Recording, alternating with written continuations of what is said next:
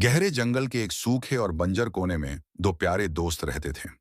एक हंसमुख और मेहनती चींटी मीरा और दूसरी चुलबुली हरे पीले रंग की मोटी सी इल्ली गोलू। वहां ना तो कोई नदी थी, ना झील और ना ही कोई तालाब। चारों तरफ सूखी मिट्टी, मुरझाए पौधे और चटक धूप फैली रहती थी। लेकिन इस सूखे माहौल में भी मीरा और गोलू की दोस्ती खूब खिलती थी। दोनों घंटों बैठकर बातें करते, मिट्टी में लुढ़कते, पत्थरों से खेलते और आसमान में उड़ते बादलों को देखकर सपने बुनते। मीरा की सबसे बड़ी ख्वाहिश थी नाव चलाना।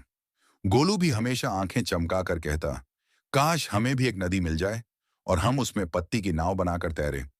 पर उनके चारों ओर तो सिर्फ सूखा था और नदी बहुत दूर, इतनी दूर कि उनके नन्हे पैरों से वहां पहुंचना नामुमकिन था।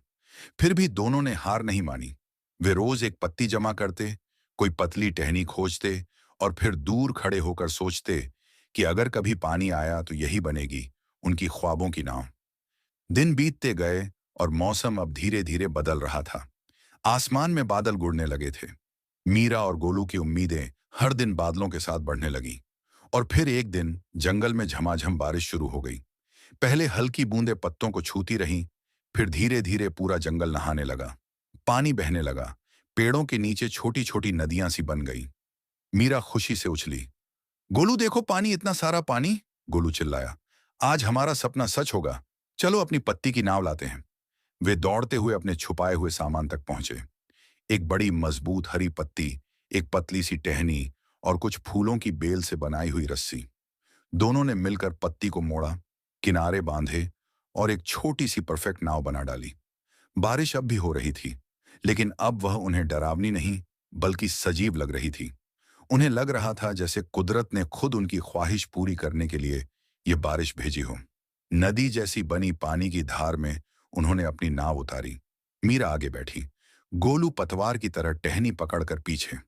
पत्ती की नाव धीरे धीरे बहने लगी। दोनों की आंखों में चमक थी, चेहरों पर हंसी और मन में सुकून।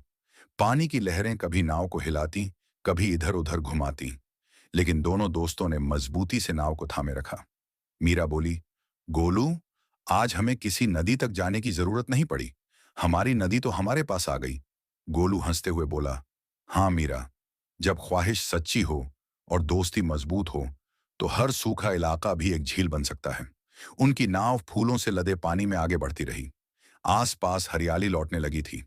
बंजर जंगल अब एक जीते जागते सपनों की जमीन बन गया था। मीरा और गोलू ने उस दिन सिर्फ नाव नहीं चलाई, उन्होंने सपनों को सच होते देखा और सीखा कि उम्मीदें, मेहनत और सच्ची दोस्ती से कोई भी ख्वाहिश पूरी हो सकती है। बारिश थमती रही, लेकिन उनकी मुस्कान नहीं। अगर आपको ऐसी ही कार्टून वीडियो पसंद है तो ये चैनल आपके लिए